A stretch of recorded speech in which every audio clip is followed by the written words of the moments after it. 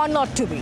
দিলীপ ঘোষ তিনি প্রধানমন্ত্রীর দুর্গাপুরের সভায় থাকবেন কি থাকবেন না তা নিয়ে বিগত কয়েকদিন ধরে বেশ চর্চা চলছিল, জল্পনা চলছিল। কিন্তু দিনের শেষে দেখা গেল যেদিন নরেন্দ্র মোদী এই বঙ্গে পা রাখলেন সেদিনই দিল্লির উদ্দেশ্যে উড়ে গেলেন বিজেপির প্রাক্তন রাজ্য সভাপতি দিলীপ ঘোষ এবং তার সঙ্গে নাড্ডার সাক্ষাৎ হলো দ্বিতীয় পর্বে। তবে এই দিল্লি যাত্রা খুব একটা সুখের হলো না।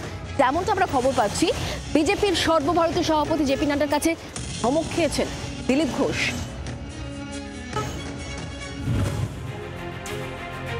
পার্টি ডাকেনি, হয়তো পার্টি চায়ও না আমি যাই, অস্বস্তি হবে, সেই জন্য আমি যাচ্ছি না দুর্গাপুরে মাননীয় প্রধানমন্ত্রীর সভাতে। দুর্গাপুরে না থেকে দিল্লি গিয়ে ধমক খেতে হলো দিলীপ ঘোষকে।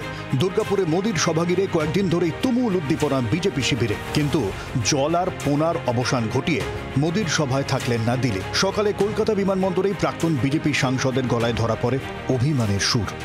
আমাকে কর্মীরা ডেকেছিলেন, তাই আমি হ্যাঁ করেছিলাম। পার্টি ডাকেনি, হয়তো পার্টি চায়ও না আমি যাই, অস্বস্তি হবে, সেই জন্য আমি যাচ্ছি না দুর্গাপুরে মাননীয় প্রধানমন্ত্রীর সভাতে। দিল্লিতে চলে যাচ্ছেন সেটাকে অ্যাভয়েড করার জন্য না কোনো কাজ? দিল্লিতে বিশেষ কাজে যাচ্ছি, পার্টিরই কাজে যাচ্ছি।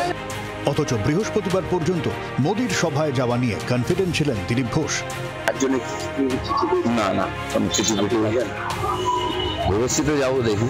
তাহলে দাদা আপনি যখন মানে দর্শক কাছে অনেক বলছেন তাই রাজ্য নেতৃত্ব কোথাও অস্বস্তিতে করবে নিশ্চয়ই। আমি কি করবো? তাহলে কি আমি প্রধানমন্ত্রীদের ভাষণ শুনতে যাবো না কখনো?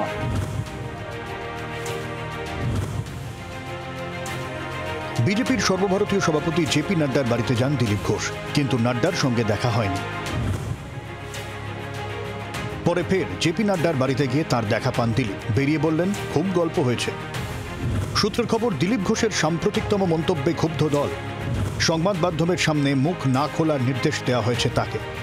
বিজেপির রাজনৈতিক প্রতিপক্ষ তথা তৃণমূল নেত্রী মমতা বন্দ্যোপাধ্যায়ের প্রশংসা করেছিলেন দিলীপ। বিজেপির সর্বভারতীয় সভাপতি জেপি নাড্ডা তাতে অত্যন্ত ক্ষুব্ধ, জানিয়ে দেওয়া হয়েছে দিলীপ ঘোষকে। শুক্রবার সকালে কলকাতা বিমানবন্দরে দিলীপের ছুঁড়ে দেওয়া বাউন্সারে কি অস্বস্তিতে রাজ্য নেতৃত্ব? পার্টি ডাকেনি, হয়তো পার্টি চায়ও না আমি যাই, অস্বস্তি হবে, সেই জন্য আমি যাচ্ছি না দুর্গাপুরে মাননীয় প্রধানমন্ত্রীর সভাতে। দিলীপ ঘোষ বিজেপিতে ছিলেন, বিজেপিতে আছেন এবং সক্রিয়ভাবে বিজেপিতেই থাকবেন। এই বিষয়ে দিলীপ ঘোষই বলবেন, এই বিষয়ে আমি কিছু বলতে পারি। এগুলো বলে কি অস্বস্তি আপনাদের বাড়াচ্ছেন না নিজে অস্বস্তিতে করছেন? সে আমিও কিছু বলতে পারি না সে বিষয়ে। কয়েকদিন আগেই দীঘায় জগন্নাথ মন্দিরের উদ্বোধনের সময় মুখ্যমন্ত্রীর সঙ্গে দেখা করেছিলেন সস্ত্রীক দিলীপ ঘোষ। সম্প্রতি মমতা বন্দ্যোপাধ্যায়ের প্রশংসাও শোনা গিয়েছে তার মুখে। যারা এত বড় কথা বলছে তাদের নামে অত কেস আছে, আর যাকে নিয়ে এত চর্চা তার নামে কেস নেই কেন? আর যার নামে কেস নেই, চোর ডাকাত বলে কেউ প্রমাণ করেন, তার সঙ্গে কি আমি বসি? আমি খারাপ হয়ে গেলাম? দিলীপের মন্তব্য ভালোভাবে নেয়নি শীর্ষ নেতৃত্ব, তাই আপাতত তাঁকে দিল্লি সমঝে দিল বলে মনে করছে রাজনৈতিক মহল। রাজীব চক্রবর্তী, জি 24 ঘন্টা।